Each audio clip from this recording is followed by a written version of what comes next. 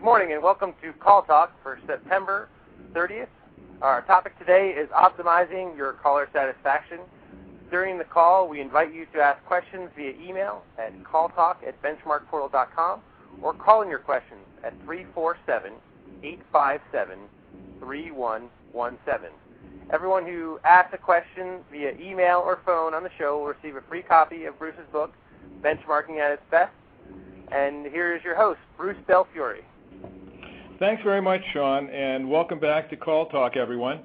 Today we'll be talking about caller satisfaction. What is it, how to measure it, and really what best practices are. And my guest today is Joseph Ordina.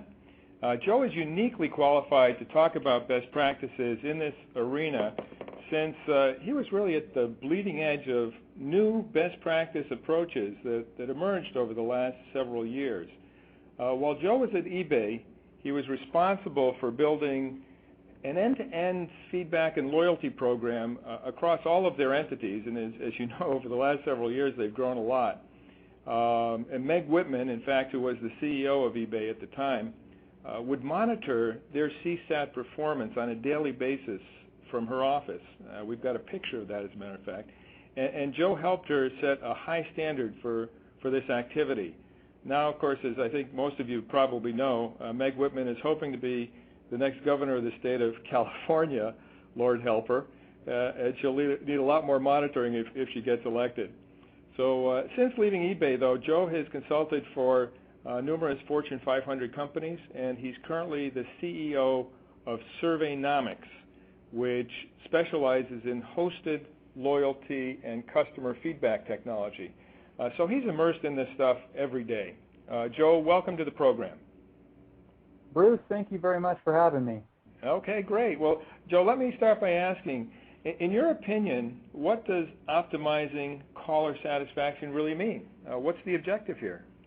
Well, I think it's a great question to ask. And, really the success of any organization, and in particular a service organization, such as a call center, really depends on continuous improvement. And, the key to continuous improvement comes through that listening of the voice of the customer, in which we all serve. And this is really why it's important call centers have an optimized call satisfaction program so they can truly be in touch with their customers. Now, this means understanding the customer touch points and really truly mapping out your customer's journey through your call center, to really help identify the points of success or failure, throughout your call center. And an optimized customer satisfaction program really means the call center should perform surveying in order to understand customers' perceptions, related to specific call center transactions. And, it's kind of funny, far too many organizations I talk to, they tell me they conduct customer satisfaction surveys. However, with further digging, I asked them some follow-up questions, and I learned that they are surveys, but they're not surveys focused on the right components. They're focused on measuring products, pricing, or a variety of other concerns that the call center may experience. And often they fall into this trap of lumping these questions together and building this mega survey that's more than 20 questions long, and it really creates this survey exhaustion. Your customers just don't want to participate any longer in giving you feedbacks because they're too complex to participate in. And Bruce, another mistake I see is that many surveys ask questions that could be measured in some other way. They ask questions that we're already capturing metrics on internally, the behavioral metrics that are being collected. For example, shouldn't we already know how many times a customer called in on an issue or what the reason for contacting customer support is? There's a lot of these that are being asked in surveys that we can already pull out and measure internally. Oh, good point. Yeah, actually, that's one of the things that drives researchers crazy, us, for example, where you have too many things thrown into the pot, too many questions asked, and sort of a confused survey that tries to get too much information for too many parts of the company, from marketing, from the sales organization, from the customer customer service area, and if you throw too many things in the pot, yeah, it really does muddy things a lot. Bruce, did I lose you? No, I'm still here. Can you hear me? Okay, go ahead. You broke up there. Okay, sorry about that. So what you're saying is that it's important in optimizing customer satisfaction surveys to have pure plays, to really have clear surveys that are short to the point and are going after caller satisfaction only. Oh, you know, Bruce, you nailed it. The customers are smarter than you think, and they call you out on it. I've often read survey responses that says, "Duh, you guys are asking this question. Shouldn't you already know that?" Mm-hmm. And so they kind of view you as, "What are you guys, dumb in asking me that type of question when you already should be tracking that internally?" Right. Okay. Yeah. Good. Well, what are the primary ways in which call centers currently measure caller satisfaction? And in your opinion, what reflects best practices, Joe? No, so let me introduce you to three types of surveys, for a call center, and then also maybe introduce you to some multiple methods that are kind of becoming cutting edge, and have been standards, for a call center. First, the different types of surveys. One, call centers may introduce what are called specific purpose surveys. The call center may want to conduct a one-time study to really ask a specific question about a call center operation. For example, the organization may wish to query their customers about whether the hours of operation are adequate, or maybe learn about the pricing of a certain product, that the outbound sales part of the call center is performing, or to learn about the success factors that go into making a contact into that call center a success. All that can be then translated over to internal quality assurance measures. Okay. The second type of survey is a periodic survey, which are usually used to gauge customer perceptions around a specific issue in the overall relationship that they may be faced with in a specific department, like, for example, billing or whatever. Mm-hmm. These type of surveys don't have anything to do with measuring specific transactions, rather how the organization is doing in the customer's eyes with respect to each of the doing business type attributes. Mm-hmm. The third and final, type of survey is, and the most popular, of course, is the transaction-based survey. And, this is a survey that really measures the constant pulse of the customer base when contacting customer service. Transaction-based surveys are usually performed in conjunction or triggered off of specific events or transactions that take place. And so you're constantly gathering this feedback every day on how you're doing and how you're performing operationally. These surveys are event-driven and should happen immediately after the event takes place to really gather that honest and true feedback. Mm-hmm. Okay. And then really quickly, Bruce, let me just say this about the few methods. All of us know that there's the snail mail surveys, and those are, by the way, going out the window. They're just too lengthy, too costly. We have greater technology these days with live phone surveys. Those are costly as well. Mm-hmm.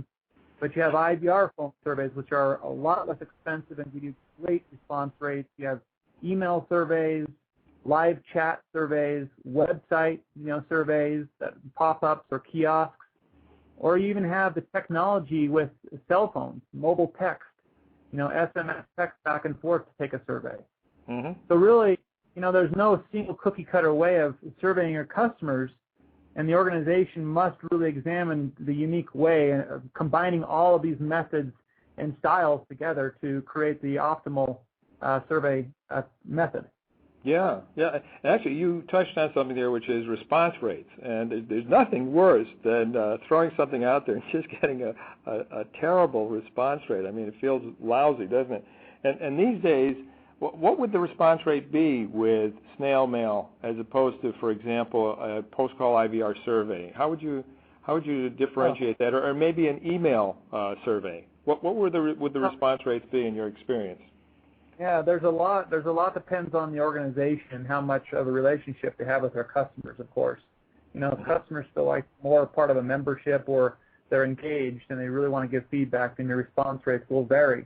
But typically with snail mail, you're getting 1% or even less sometimes. And the statistical validity there is just not good. And often it's skewed because people are responding because they're very upset. They're the upset ones. Versus a convenient type survey through email, you're looking somewhere in a high, somewhere around 10%, 10 anywhere up to 5%. Live chat, you can yield somewhere between 25 and 50%. Wow. And then you also have a live phone, and live phone surveys. Those are typically your highest, around 60%. But the IVR surveys that are going out also are yielding a pretty good, sometimes 30 to 50% as well, at a lot less of cost. Right. Yeah, because that's all automated. If you have the post-call IVR survey, that's totally automated, isn't it, Joe? It is. You are limited to a lesser amount of questions, of course, which is good. And you get a good response rate. Right. No, I think in these surveys, oftentimes less is more, and you can really concentrate on what's important, and it causes you to refine what it is you want to ask people. And roughly speaking, I mean, what would the cost be, without going into any specifics, but the cost of a post-call IVR survey as opposed to an email survey as opposed to, say, snail mail or a live person? Do you have a rough estimate of those? Yeah, I do. I think email surveys are going to be one of your cheapest methods, your least expensive methods. They're anywhere, they can be anywhere from 10 cents to 25 cents a survey, completed survey. And then you've got your IVR surveys, and they can be anywhere from 25 cents to a dollar per survey and feedback. Your live outbound surveys can go anywhere from $14 to $17 a survey. Snail mail, snail mail is anywhere around, between $5 and $8 a survey. Okay, because you have to process that data after it comes back in, and it usually takes a human being to do so, or you might have some technology that does it. And so, definitely the technology-driven survey methods are a lot least expensive and more efficient. Right. Okay. No, that's an eye-opener. That's great input. Let's see, Sean, you've got a question there. Yep. I had a question come in from Carl. It's actually a chat question. We are trying to figure out why CSAT seems so different in different countries and regions that we service. Do you have any research on that? Absolutely. Oh, yep. Go ahead. No, go ahead, Joe. I think you probably have some experience in that.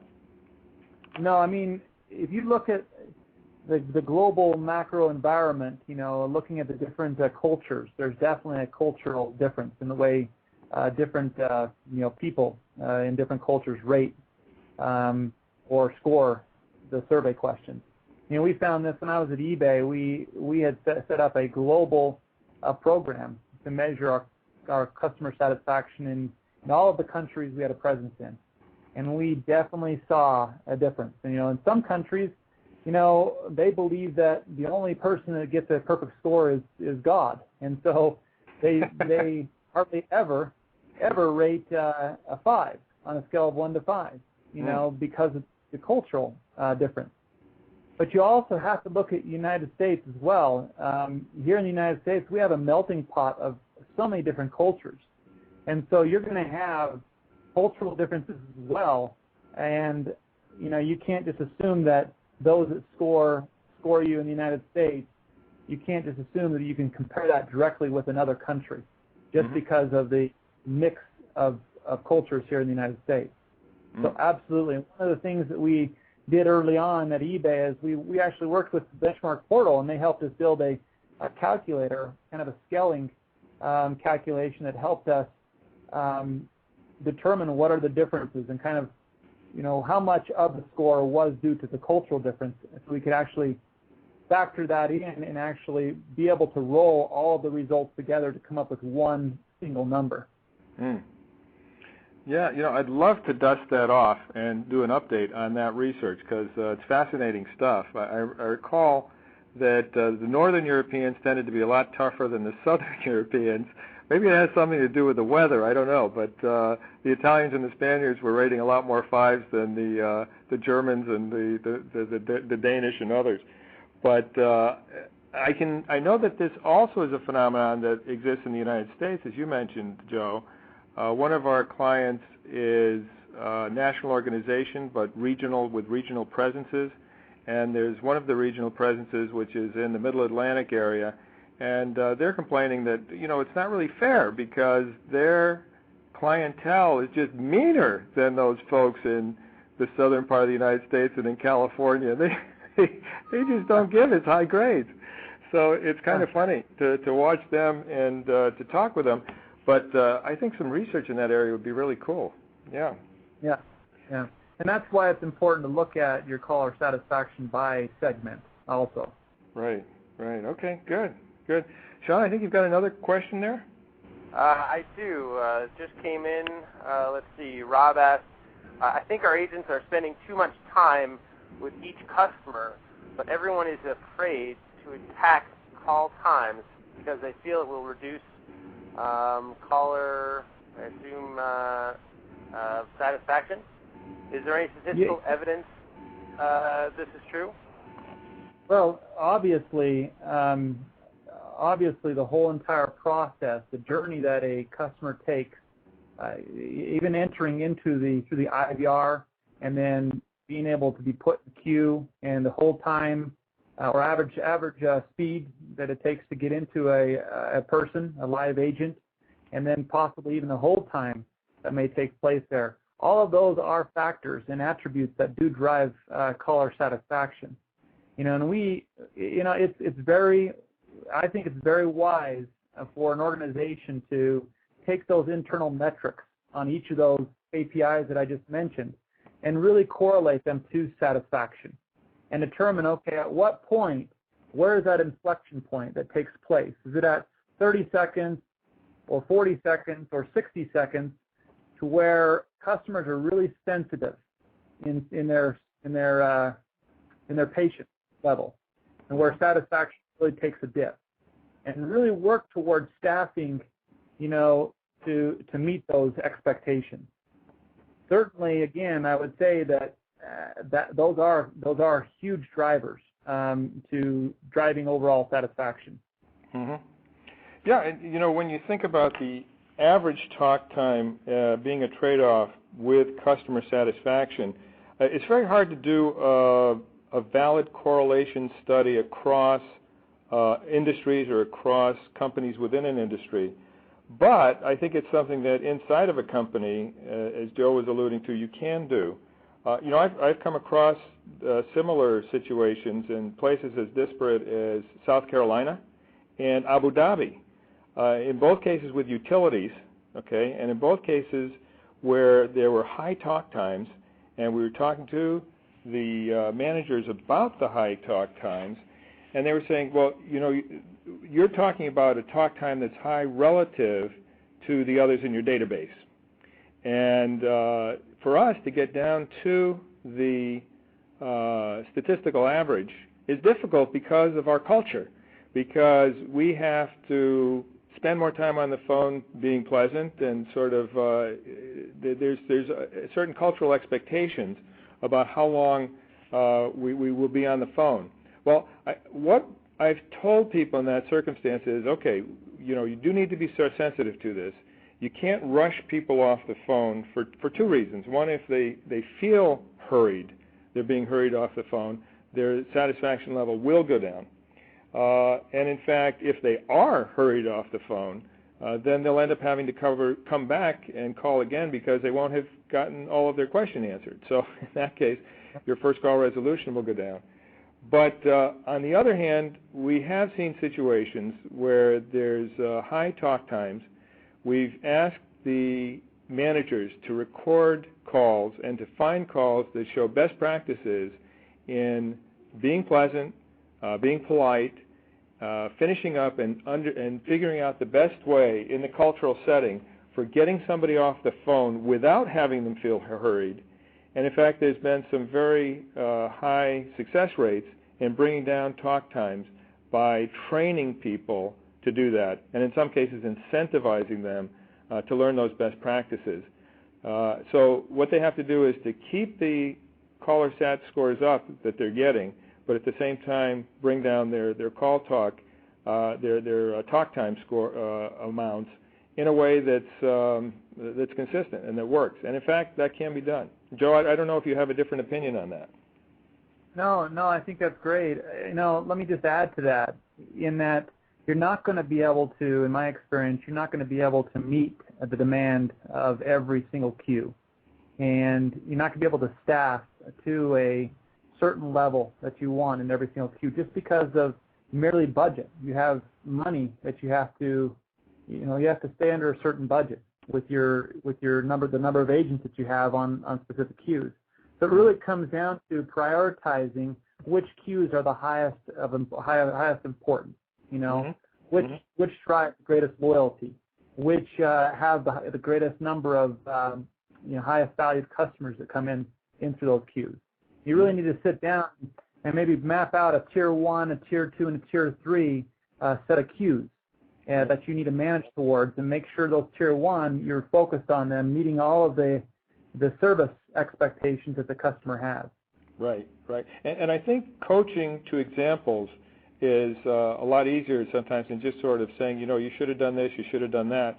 If you have a really good example that you can play for the agents, then it makes a big difference. Sean, I think you're getting some more questions in here. Can I hand it back over to you? Yes. John asks, customer sat is a lagging indicator. By the time you get it, it's all over. Are there some good leading indicators? Woo! Yeah. Well, I'm a big believer in the linkage of caller satisfaction to other indicators within the organization, and some of those leading indicators certainly are some of the metrics that we just talked about. And so let me just say this: it's important to recognize those linkages and the effects of lagging and leading indicators, and how they have those effects on each other. That's a tough question to answer. Do you have anything, Bruce, that you want to allude to on that? Yeah, I'd say two things that, in my experience. One is first call resolution. If you want a leading indicator that's going to indicate that you will probably have good caller satisfaction, if you're working very hard on your first call resolution, that will probably be a leading indicator for you. Another one would be agent satisfaction. There seems to be a high correlation between agent satisfaction and caller satisfaction. So that happy agents make for happy customers. So if you're working toward that, you may in fact be turning around a situation in the center and resulting in better calls, more high quality calls, and calls that are satisfying your customers. So I'd say those are leading indicators. And then I'd jump on something that Joe said there, which is linkage.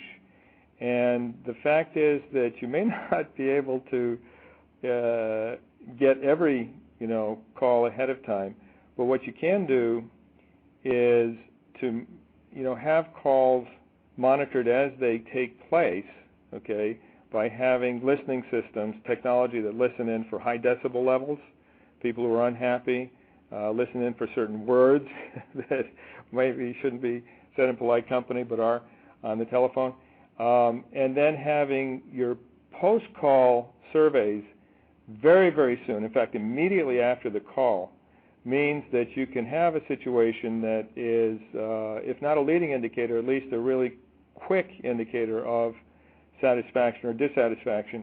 Because if somebody has a post-call survey and they push a 1 or a 2 on a scale of 1 to 5, then that can be immediately shunted off by technology to a recovery group. And in fact, one of the things that we found in our research is that people who were really well handled by recovery groups after having been dissatisfied or unhappy end up being even more loyal than those people who just had a good call. So or never even. Mm-hmm. Go ahead, Joe. No, that's exactly right. They're actually more satisfied if you recover them or actually proactively close the loop with your customers than if they even never even contacted customer support. Mm-hmm. Yeah. It's wow, they're getting back to me. They care about me. Here's somebody on the phone who's obviously been selected to do a good job with people who are upset like me. And they're trying to turn me around. And you know what? A lot of times they do. So hopefully that's, pretty good answer for Rob. If he has anything else, please send in more if we haven't totally answered your question. Sean, back to you. Okay, we have one other question. By the way, the last question was from John. This next question is from Steve. What are the critical few most important questions to ask customers to evaluate rep performance? No, that's great. And I when I mentioned those 3 different types of surveys, you certainly want to go out there and try to understand. First of all, ask your customers what are the most important things that you want in your experience with your call with customer service, and also what are the things that you feel are most important in a rep or an agent handling your call. So besides just the overall satisfaction question on the agent itself, you're going to definitely want to ask those attributes. Was he or she friendly? Proactive in helping me with my business or answering my question. There are those attribute questions that you certainly want to ask as independent variables to driving agent satisfaction. The other very important question, and it's a very hot, the hot topic right now, is the Net Promoter Score, and this is really a discipline right now around the single question of how likely are you to recommend the brand X or the experience that you had with customer support to another family member or friend. It's a simple calculation that really shows a high correlation to the intent to repurchase or the loyalty that someone has, being willing to promote your business. Mm-hmm. And so those are some very critical questions that I would make sure you have in your surveys to really gauge the agent's performance and the overall loyalty that they have with you from their experience. Mm-hmm. Okay, great. Well, we're getting toward the end of the hour, but I think, Sean, we've got time for one more question. Yes, this question is from Patty, and there's actually, it looks like 2 questions. First one, what is the best way for an organization to quantify satisfaction when the caller's request cannot be handled as the caller would desire?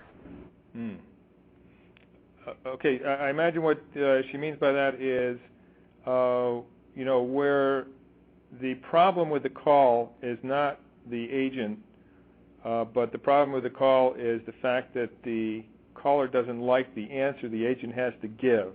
Is that how you interpret that, Sean? Yes. Okay, good. Great one. You want to take that one, Joe?